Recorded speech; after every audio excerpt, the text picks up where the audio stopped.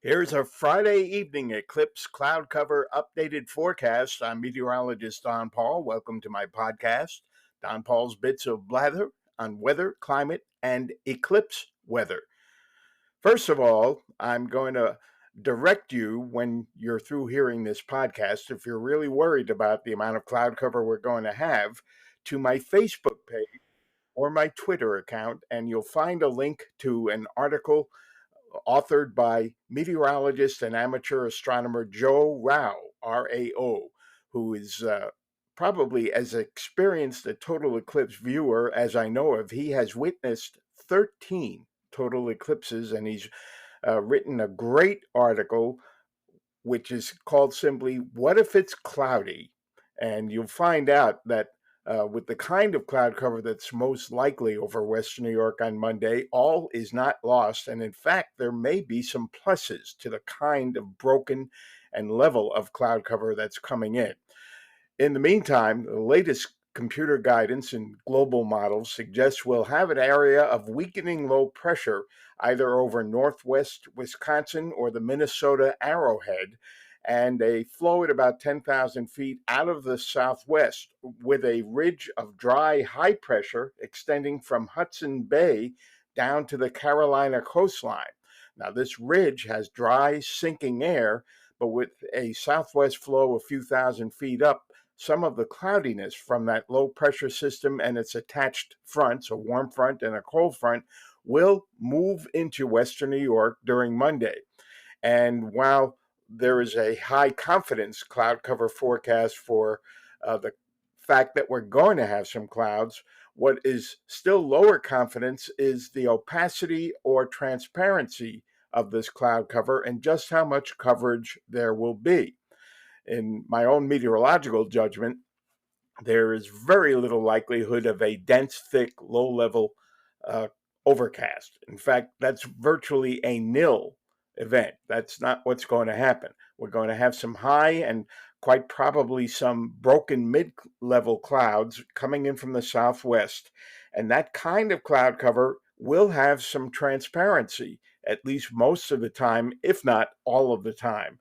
Now, I've already seen wrinkles such as a remote chance of a passing sprinkle around Chautauqua County at about 2 o'clock on Monday afternoon, but in the actual European and American models, that precipitation is simply not showing in the brand new runs which have come in during this Friday afternoon.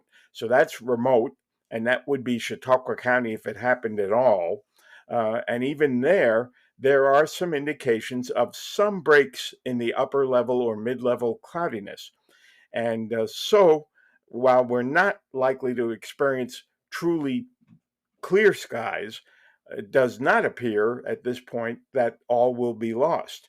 And if you take a look at that article that I've got posted on Facebook and Twitter, no, I won't call it X, I think your spirits will be buoyed because Joe Rao has witnessed many partial cloud cover eclipses and has pointed out that something none of us have witnessed when the shadow of the moon passes through semi-transparent clouds, the colors can be spectacular. You can actually see the edge of the shadow advancing above you.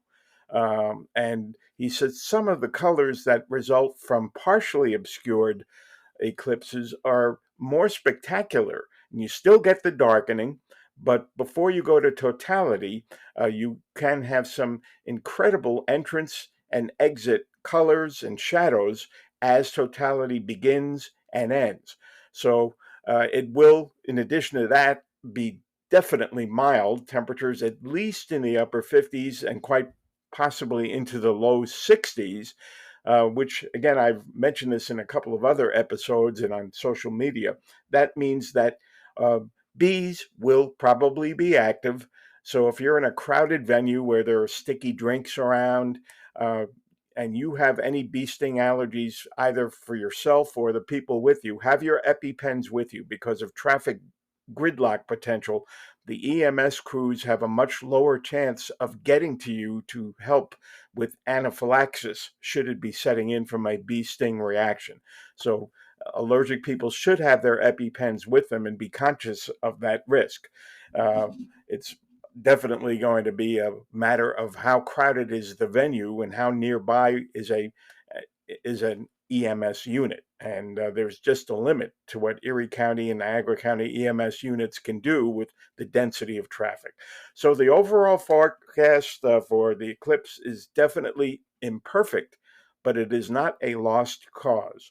And the bottom line again, not expecting thick, solid overcast that would wipe out viewing the sun and the moon.